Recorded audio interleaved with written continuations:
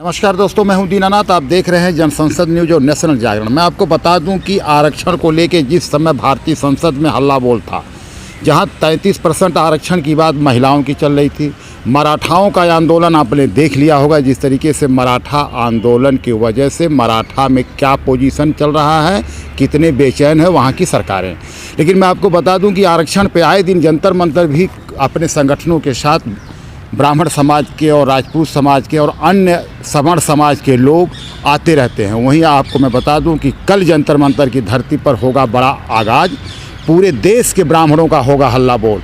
उसी कड़ी में कुछ अपने साथ जुड़े हुए हैं लोग, मैं उनसे जानना चाहूँगा उनका क्या परिचय है और उनका क्या संगठन है और कितना बड़ा आंदोलन कल के डेट में दिल्ली के जंतर मंतर पर होने वाला है। कल जंतर मंतर पर हम लोग को इकट्ठा होने का तात्पर्य है कि हमारी 5 सूत्री मांग है और जिसको हम कई प्रांतों से लेकर के अभी तक करते चले आ रहे हैं। अभी हमने 2 अप्रैल में 2022-23 को जो है इको गार्डन में भी धरना दिया था और देश के प्रधानमंत्री तक अपनी बात को पहुंचाने के लिए ज्ञापन भी दिया था। आज हम देश के प्रधानमंत्री को अपनी 5 मांगों को जो है देने के लिए जंतर मंतर पर 7 तारीख को इकट्ठा हो रहे हैं और हम पूरे देश के सारे सामाजिक संगठनों को हम बुला रहे हैं। ब्राह्मण संगठन ही नहीं, सारे सामाजिक संगठनों को बुला रहे हैं। हमारे 5 सूत्री मांगे जो हैं वो 1 नंबर की मांगे है कि आरक्षण आर्थिक आधार पर हो, योग्यता आधारित पदों पर किसी भी प्रकार का आरक्षण लागू न किया जाए। दूसरी मांग हमारी है सवर्ण आयोग का गठन हो।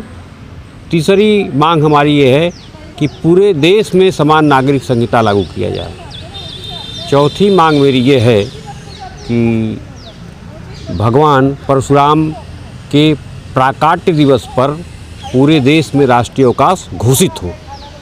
5वीं मांग हमारी है कि भगवान परशुराम का भव्य मंदिर अयोध्या धाम में निर्मित कराया जाए। और इस सब चीज़ों को लेकर के ब्राह्मण एकजुटता ही नहीं, पूरी सामाजिक समरसता की बात को लेकर के हम सबको इकट्ठा हो रहे हैं कि आरक्षण का आधार कहाँ हुआ है, किसको क्या आरक्षण मिल रहा है, आरक्षण का क्या फ़ायदा हुआ। आरक्षण का कोई फ़ायदा नहीं हुआ।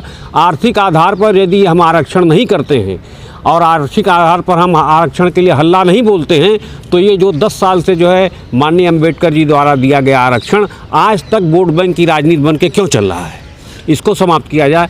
और देश में जो है सारे प्रकार के, जैसे अल्पसंख्यक आयोग बन गया है, आपका जो है पिछड़ा वर्ग आयोग बन गया है और मतलब जितने भी सारी जातियां हैं उनको जातियों में बांट करके आपने आयोग बना दिया। तो सवर्ण जो होते हैं आप उनको आरक्षण भी नहीं देते हो और सवर्णों के साथ जो घटनाएं घटती है वो अपनी बातों को किस आधार पर कहेंगे। तो उनके लिए भी उनकी बात सुनने के लिए कोई न कोई आयोग का गठन होना चाहिए ना, इसकी बात हम करते हैं। और जहाँ तक हमारी बात है कि हम समान नागरिक संहिता की बात करते हैं, समान नागरिक संहिता में हमको सुविधाएं अलग, उनको सुविधाएं अलग, आप जातियों के आधार पर बांट के काम करते हैं। मंदिरों में हम चंदा चढ़ाएं और हमारे मंदिरों के चंदे को जो है मस्जिदों में दिया जाए, ये कहाँ का न्याय है। उसको हमारे में बांटा जाए।